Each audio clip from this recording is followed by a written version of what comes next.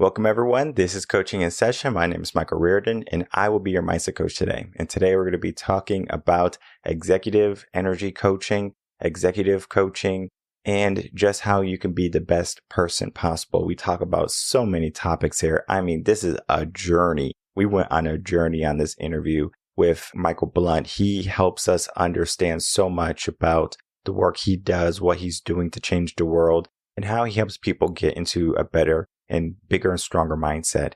It begins with a little bit of awareness, but it's going to end with you understanding of what's possible. So it's like, what do we do? What do we say? How do we grow? All of those questions are answered in this episode. And before we begin, I just want people to know that it doesn't matter if you have a business, if you are just a 9-to-5 worker. You're going to learn so much from this episode because this is not just executive coaching. This is life coaching. All right. Now, he's not a life coach. He is an executive energy coach. I want people to understand that. We learn so much that we can put into all aspects of our life. How do I know? Because it was like, that's mindset work. I was just saying it during the interview. That's mindset work. That's mindset work.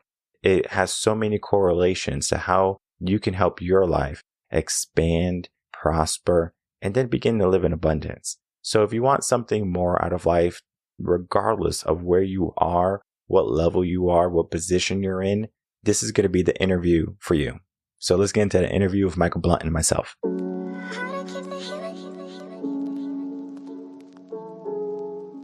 Welcome, Michael Blunt, to Coaching in Session. How are you doing today?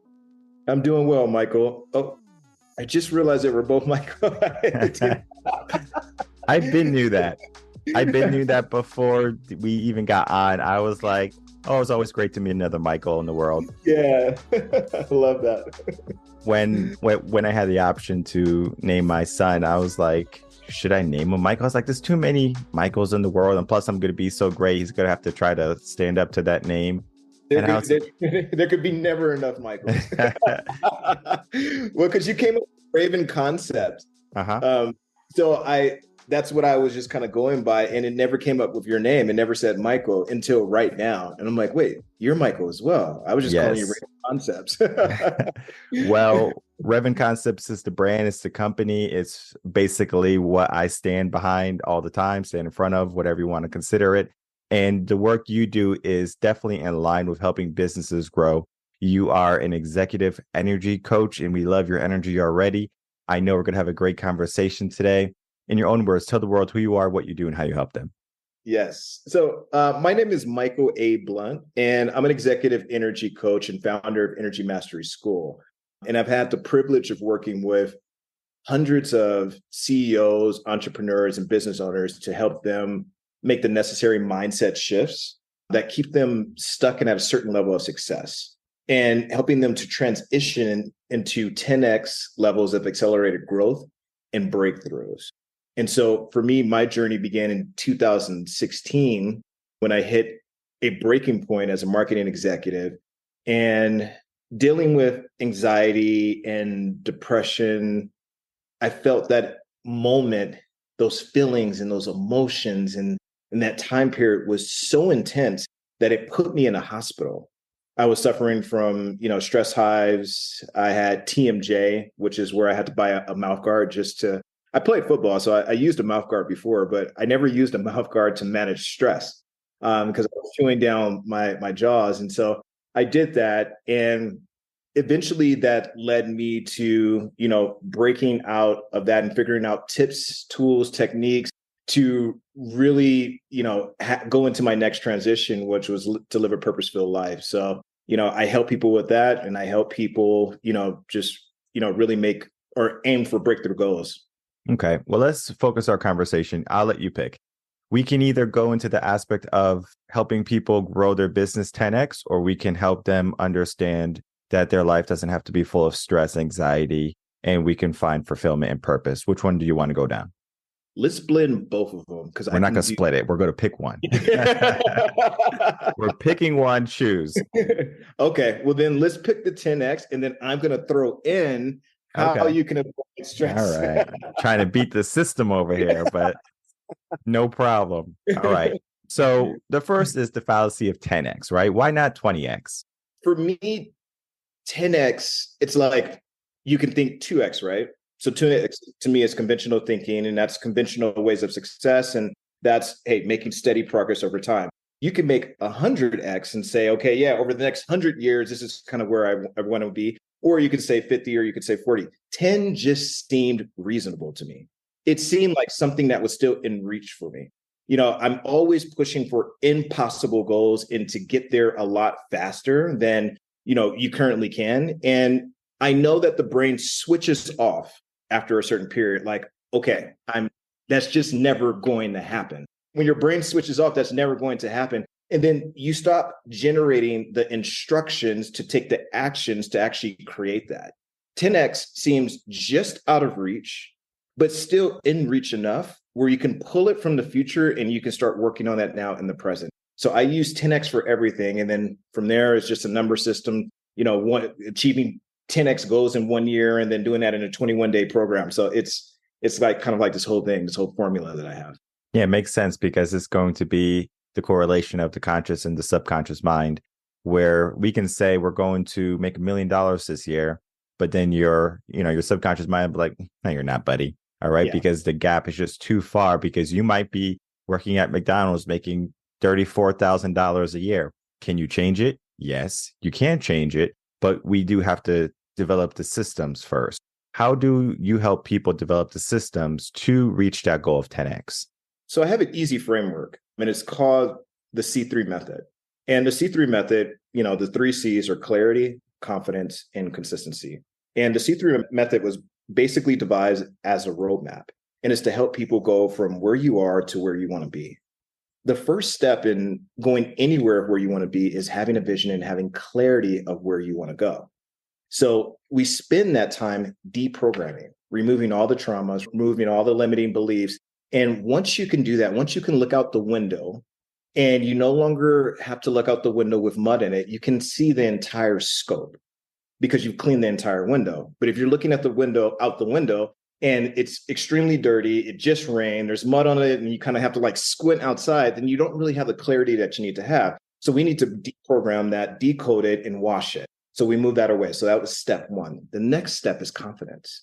And the way that people build confidence is by completing things, progressing in some type of way. That could even mean, making up your bed. And that could mean, sending off a task on Microsoft Outlook or doing something, with a client and or just naming Reven concepts as the business, that builds your confidence after a while. So that's the next step that you need to take. Clarity, confidence, and lastly is consistency. Consistency comes with manifestation.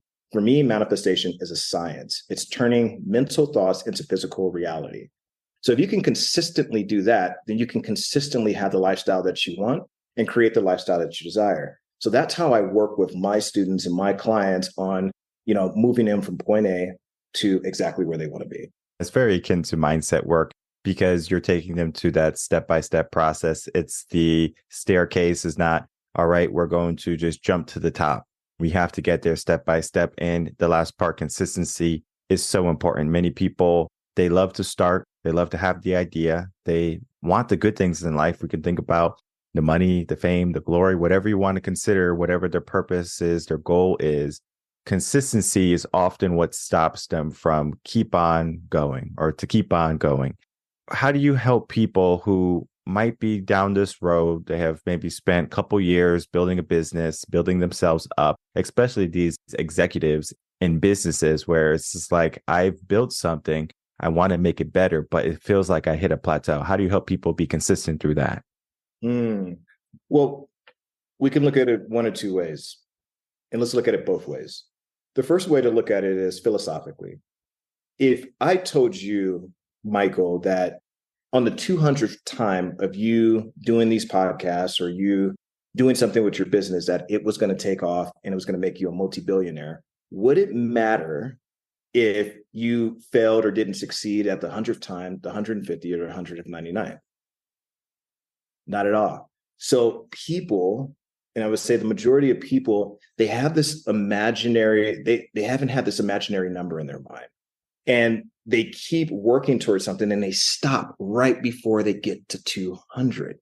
And I tell people with consistency, you can get to 200. It doesn't matter how many times you fail before.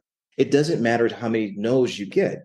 The destination is a yes, but the journey to get there is going to be filled with all no's. So expect the no, embrace the no in everything that you want to do, but know that you're eventually going to get to the yes. So that's my philosophical answer. My technical answer is, again, another technique that I apply for Energy Mastery School, which is my students. And I call this the BTFA reprogramming formula. And this takes you out of the old self-image, the old way of thinking, feeling, and acting, and it pushes you into a future state of operating from only those decisions that you would make 10, 20 years from now. B equals belief. The T is thoughts, feelings, actions. Your beliefs equal your thoughts, feelings, actions, BTFA. And we use this as a training protocol. It's a mix actually between neuro-linguistic programming and cognitive-based therapy. And I've mixed those together to really focus at the belief level, because in Energy Mastery School, we believe not in fixing the symptoms, but going to the root of the problem, which is your beliefs. If you can change at the belief level, it changes everything outside of that. So those are kind of like the two ways that I approach it. First, through the philosophy, and then we apply the technique. That's actually really smart, because the brain needs that. If we don't attack it on all levels, it's going to find a little loophole. It's going to say, oh, but you know what? Like that 199 just doesn't feel good. Maybe I'll just procrastinate and I'll just say I get to 200, but it doesn't work that way, people. We have to go through that. It's like failure are the stepping stones to finally reach the top. And we have to get there. Many people don't like failure. It doesn't feel good. I don't know many people in the world that enjoy failure, like truly enjoy it, like, oh, like they seek it. Most people seek success, but there's a reason why 1 to 5% succeed wildly in the world. It's because of that. It's because of that small shift in mindset. It's a mindset skill. How can you start to look at failure as something that is not so bad? We have been conditioned from an early age. Think of when you were back in school, you get a bad grade. Oh, I got to feel bad. Your parents might make you feel bad. You feel dumb. You don't feel smart. You're a failure. Do you find that the coaches or the executives that you're working with have that mentality of failure is what I should avoid? Most people that I work with start off with the belief system of perfectionism. And it's because the point of where they got gave them external validation to everyone else around them. They were extremely competent and they never made mistakes. They easily covered their tracks without showing the vulnerability of how they actually got there. The formula that I use is failure plus action equals wisdom. You can't have the action without the failure, and you can't have the failure without the action. But when you have those both together, then that's going to give you the wisdom. The wisdom is going to give you the success. And I'll give you a perfect example. Let's say there's two entrepreneurs. There's entrepreneur one who doesn't want to embrace failure. This entrepreneur is waiting for the right moment, waiting, analysis paralysis. They're asking a bunch of people, questions because they want to get it just right. So it takes them a month to make, let's say, 4 different decisions. And they made a decision once per week. Let's just say that for the glory of the story. So it took them a month to make 4 decisions. Entrepreneur number 2 makes all of those decisions in 4 days. So now entrepreneur 2 has a head start. They've gone through the limiting belief of like, oh, what if I fail? What if I do this? And they've just done it. So now they have a 26-day, let's just say it's 30 days in a month, 26-day head start. So now they're completely accelerated past the first entrepreneur. They've gone through the pain and the mistakes and the hardship. They can learn that in the next 26 days because they're going to learn, hey, the decision that I made, was that a good one or not? Now they can make another 4 decisions. So now they're already more ahead because the other entrepreneur is now 2 months behind. where this entrepreneur is still in the first month making all of these decisions. So by the time the second entrepreneur gets to the end of the month, they're years ahead of the first entrepreneur. This is about people embracing the failure as a catalyst to their success. And the difference between people who embrace it and the people who are hesitant to embrace it because they haven't learned the formula that you got to take the action comes with the failure is going to give you the wisdom is going to be your success. Well, let's make it even more simple for the audience. Should people seek perfection or should people seek failure? People should seek progress. There's no such thing for me as perfection because nothing's ever perfect. If things were ever, the thing that I like to tell people is you're never going to get it right. You're never going to get there. You're never going to get it right. So why keep trying to make it perfect? Are you playing an infinite game or are you playing a finite game? Because if you're playing a finite game, somebody's got to lose. Somebody's going to be right or wrong.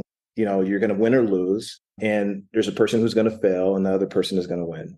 If you're playing a finite game, then it's always going to be a steady progress. You're never going to quite get there, but you're always going to be there.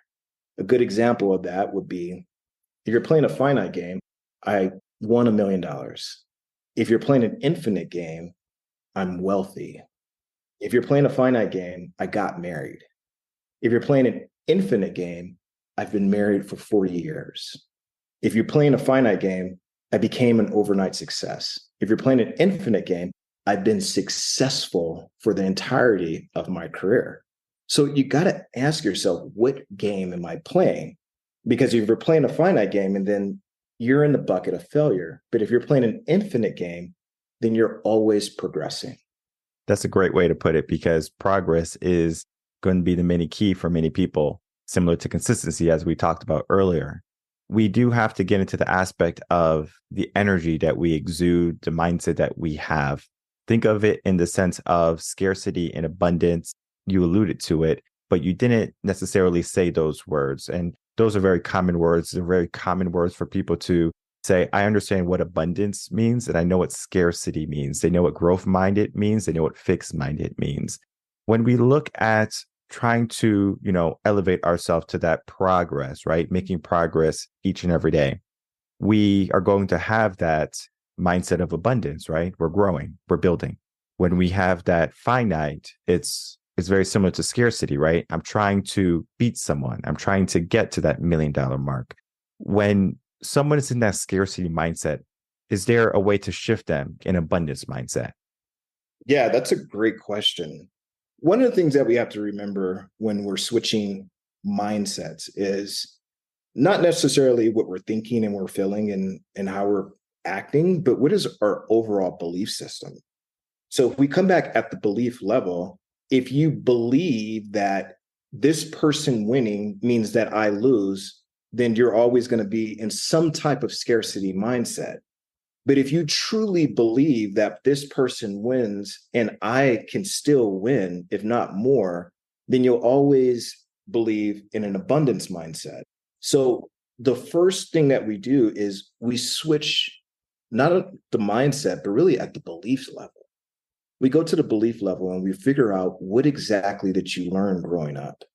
And we reframe that from money doesn't grow in trees and money is hard to come by to money is everywhere. And money is a filter and a tool to, facilitate the things that you actually want. And then we take it a step further and say, hey, is it really money that you want? Or is it freedom that you want? Because if you can get the same thing, the same cars, the same house, the same material things, if you can still buy the same lifestyle, whatever it is that you want to facilitate with money, if you didn't need the money, would the money still be important to you? And 10 times out of 10, the answer is no. So we get down to the root of what people are really asking for. And then once we get down to the provenance of what people are really asking for, then that automatically cures and reprograms them to switch from a scarcity to an abundance mindset. I look back at episode 300 of the podcast. I had my brother on. I said this to him This Ooh, you is something that has numbers. been, what happened? I said, you remember numbers, episode 300, episode Yes. 195. Well, you got to understand that, I'm finalizing all the episodes. Okay. So the editor will get this, and then the editor would do what they do, and then I finalize the episode. So when I schedule everything and everything is there, I say, okay, now I know what episode number or the ballpark. I can actually tell you from early on, episode probably in the 20s when I think episode 16 was when I had my first guest or something like that. Uh, So like from there, it's just like I remember the guests, and then some guests are so, meaningful or like, memorable. And then some uh, are just kind of like, yeah, that was a good conversation, but it's almost like you'll forget them by the waysides because they don't truly make an impact. So episode 300, I have my brother on. We do have the impact of family there, but then we also had a great conversation, him and I. He's very wise. He does a lot of practices and meditation. Like if you think of Buddhism, think of him, even though he is not a Buddhist, but it's just that mentality. And during the conversation, I brought up a Kanye West quote when he was doing a rap. He says, not having money is everything. Not having money is everything. uh, Like, so people think I have all this money. They don't care about the money. The people who have all this money, I'm sure you probably deal with it. These top level executives who have an abundance of money, they have no fulfillment. They have worked so much. They have sacrificed their family. They have sacrificed their health. They have sacrificed so much to get money, and they found that money wasn't it. And so money is only everything to people who don't have it. When we get into that logic that money is not the goal or should not be the goal, what should be the goal? mm, that's a beautiful setup. And I love the layup here because it brings me to a framework that we use in Energy Mastery School. What we start doing at the very beginning of Energy Mastery School is first day, we define what your purpose is in life. And then right immediately after that, we're able to reframe how you view success. And success for most people equals freedom in some type of way. In some type of way equals freedom. With freedom, there are four different components of freedom. There's time freedom, there's money freedom, there's relationship freedom, and then there's purpose freedom. The relationship freedom is like, okay, am I in the right circles?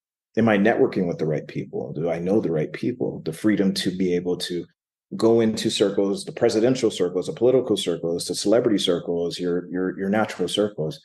Money is exactly what we talked about. That's pretty self-explanatory. Time freedom is getting your time back.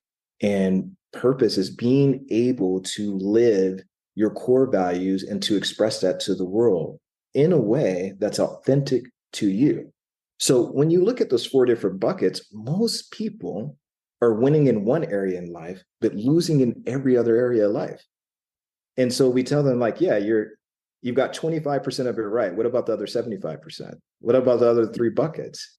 And that's what we work on in Energy Mastery School is fulfilling those buckets. But the problem is before we even get there, a lot of people aren't aware. That's the clarity. Where am I going? Once you see, hey, this is where I'm going. I want to go into time freedom. I want to go into money freedom. I want to go into relationship freedom. I want to go into purpose freedom. Then you can confidently start taking the next step and consistently seeing wins on that path to success. That's a great way to put it. I find that when people try to give themselves their purpose or to find some type of meaning or fill out those buckets, they often have a difficult time becoming clear on what they truly want. The reason why, they have so much junk in their mind, garbage, if you want to call it that. Think of, watching TV. How many commercials happen between the program that you're on, or if you're doing a streaming service, they probably have ads too somewhere on the screen. We are influenced by so many different things, right? And even the shows we watch, right? So someone has a really nice car, someone has a phone. We give ourselves that standard, that set point. Though that set point is what society tells you need, it might not be what you truly want. Yet we are coerced to believe that. We need the Lamborghini. We need the Ferraris. We need the mansion. We need the 5-bedroom, 3-house yacht. That's what we need. Otherwise, we're not successful. Otherwise, we're not happy. What is that mindset? What is that logic that the world is giving us this pinpoint, yet that's not what truly life is? I think that's the world regurgitating what they learned, and what they learned regurgitating what they learned. And so it becomes this, for lack of a better word, generational curse. We've seen this in ethnicities. We've seen this in religions. We've seen this in money issues. There's a lot of different types of generational curses that happen. And a lot of them are just mindsets that get passed down from one generation to the other. So I mentioned the first thing that we do at Energy Mastery School is we understand your purpose. And then we move into reframing your version of success. Once you can reframe your version of success, then that gives you the agency, that gives you the power, that gives you the autonomy, the empowerment, the energy to be able to create from your purpose that seeps into your success. And now you've now become a deliberate creator. You now are able to live life on your own terms. You've now breaking the shackles and breaking the generational curses of what you should do, who you should marry, how much you should get paid, where you should be living, how you should look, what you should say. All those things you can erase should from the vocabulary and just be. It's also, we have to look at parents, right? Parents are going to be raising these generations, these new generations coming up.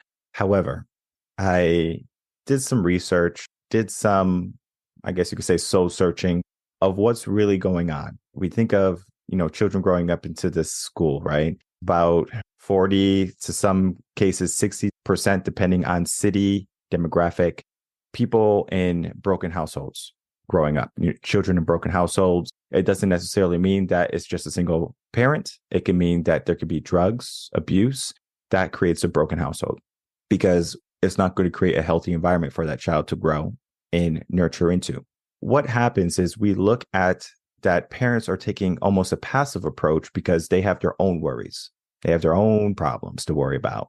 And this can even be akin to looking at the executives on the highest level. They have their own business. They have their own issues that they have to take care of. They can't fight the world. So what typically tends to happen to these high achievers, and I mean, I work with them, they'll get a nanny. They'll get someone else to take care of their kids, take care of their house. And so they can focus on what they truly love, right? Their purpose maybe, but it might be causing them a lot of stress, a lot of anxiety, whatever you want to call it. But then that child is growing up resenting that executive, that father, the mother, whoever, because they weren't present for them. So the generations that are growing up into these high achievers, these people who put career first, they're saying that maybe I shouldn't go after a career. Maybe I shouldn't go after that type of accolade of being a business owner or having this type of success, because all I truly wanted was my mom or my dad to tell me that they loved me. When we get into that mindset of executive level, they are those high achievers. They're 10Xing, right? They're looking at the progress. Sometimes, as we said early on, and this is going to probably be our last point, they sacrifice their health. They sacrifice their family. And then the kids are left to be taught by nannies, by grandparents, maybe by the system. Is that helpful? Depends on what you want. And depends on who you're asking. Are you asking the kid or are you asking the parent? Right. So from the kid's perspective, I think you've already hit the nail on the coffin that no, it's not helpful. From the executive's perspective, it is. Now, the real question is, well, how do we merge those together? So they're both in lockstep together, and there's alignment and synergy between both of them. I do this a lot in my work because the work isn't actually about business. It's about the personal growth and development that you need to do in order to see the results and create what you want in your life.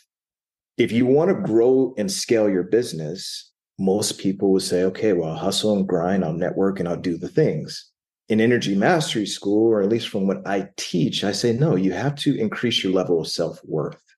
If I'm charging you $100 for a product, that's what I believe that I'm worth. But there's going to be another person who's charging you $1,000 for that product. And there's going to be somebody else who's charging 10,000, and so on and so forth. It's at the level of your self-worth, so on and so forth. For if I wanted to expand my business and have a bigger team, a team that was loyal to me, well, I have to know my purpose and my core values. If I don't define my purpose and my core values, who's going to follow me? And then the last thing I would say is, if I wanted my business to be, stable against any market conditions, and then I would need to be anti-fragile. So there's a personal development, reprogramming, and growth that needs to happen in order for you to create the lifestyle that you want. Now, how does that relate to child and parent being in lockstep? Well, when the parent is doing the work to create the synergy between what they want, that's the clarity that we talked about in the first step of the C3 method. Well, once you get clear on what you want, then you can say, hey, the money is great, but there was 3 other components to that, right? There was time, there was purpose, and there was relationship. Purpose, relationship, and time matter just as much. It matters as much to me, my relationships, because I want to have a relationship with my child. So now what you can start doing is merging the core values in each one of those. And now you can start merging with the needs and the unmet needs of the child. That automatically gives you a competitive advantage, because now you can say, I have it all. But you can't say I have it all if you only see one thing. If I only see one thing, I only see money equals freedom. If I see it all, I say money plus time plus relationships plus purpose equals freedom. So I still have more work to do. That's how you can get alignment between the two. And the last part from that, when you conclude it, is like, okay, well, I can't do it all. I want it all, but I can't do it all. So then we teach the concept and overlay on the personal growth is, how do you achieve more by doing less work? And that's where you have to really focus on the quality of what you want and what you're doing versus the quantity of what you've been doing, which is all the distractions and the busy work and being busy just to be busy. I hope that explained it, but there's different layers to that, because now we're getting into parenting and we're getting into mindset, but they're all synergistic and they all come together. And the nuance here, what we do here in Coaching in Session is there is no wrong answer. You can give any answer you want, any answer you feel, and it's going to definitely resonate with many people I know. As we begin to wrap up, we are running out of time. I would love to get some final words and then for you to tell the audience where they can find you. My final words to the audience would be to stop waiting. Stop waiting for the right moment. Stop waiting for the right time, for the right resources, the right amount of money, and just do. 1,000 miles in one direction is going to be way better and a lot faster than going no miles in no direction. So stop waiting and just do. And then from there, all of the steps will show in front of you. You can find me at Michael A. Blunt on Instagram, YouTube, and also my website. And this is where I regularly share tips on how to reprogram your beliefs and accelerate, not just get to your next level, but accelerate the timeline from 10 years to 1 year to 21 days. And I'm also offering a free one-on-one session to help highlight the goals in your business for anybody who wants to book. And we can help you audit your business and audit your life so that you can figure out what the gaps are and how we can help you to get to your next level. The last thing I would like to say is, Michael, I would love to gift you. I would love to gift you free access to Energy Mastery School. And you can be part of the program if that's what you choose. But this is our gift from you to the team. And thank you for having us on your show. Perfect. And I will definitely take you up on that offer. I love to learn. I love to grow as a person. That's what mindset is. I understand I am not an island. I have to look at people and I have to look at the community and how we can grow together. And I'm looking forward to people reaching out to you, Michael, checking out your work and then beginning to change their life, take the progress. And remember, the destination is yes. Thank you so much, Michael, for coming on. Great conversation. Thank you. Appreciate it, man. All right, everyone. I'd like to thank you so much for watching that interview with Michael Blunt and myself. What went on in that conversation is we talked all about the aspect of life and how we can not only 10x what we're trying to go for, but also how we can look at the destination of where we're going. Because sometimes I think people, they get into this mindset. Oh, I want this destination. I want this goal. I want this whatever. And then they become so fixated on it. They become so rigid. In life, you have to remain flexible to some degree. I call it pivoting. If you want to pivot in life, what does that mean, right? If you're just banging against the wall, if you're going after something, you're just not successful. If you're just going through with this fallacy of what success means for you, that is going to be societal standards. Michael Blunt said it. You have to redefine success. What does success mean for you? And I often say that success can be whatever you want. If you want success to be that you're able to provide for your family, whatever that means, that's success. If you want to have a multi-billion-dollar company and that's what success is for you, that's fine too. But you do have to add, well, what does fulfillment, what does abundance mean to you too? Success is just one piece of the puzzle. It's almost like we talk about, well, how do we get there? Well, you have to have some control of your thoughts, your feelings, and your actions.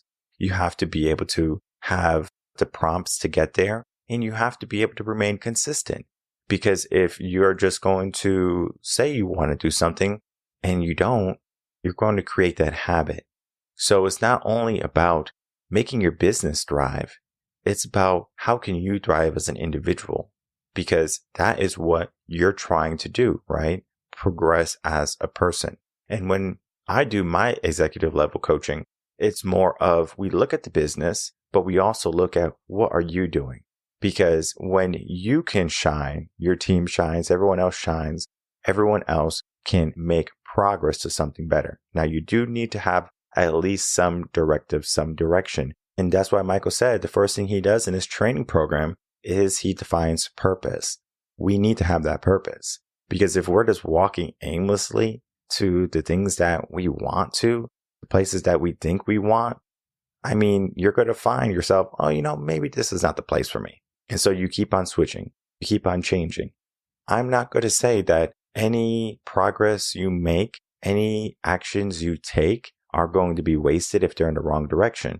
I believe as long as you're doing what you feel is where you should be going, you're going to have a good, strong mindset, hopefully, and then you're going to be in line with your character. Now, your character is not to say that it can't be without faults, but it is who you think you are. So we do have to become even more clearer on who we think we are.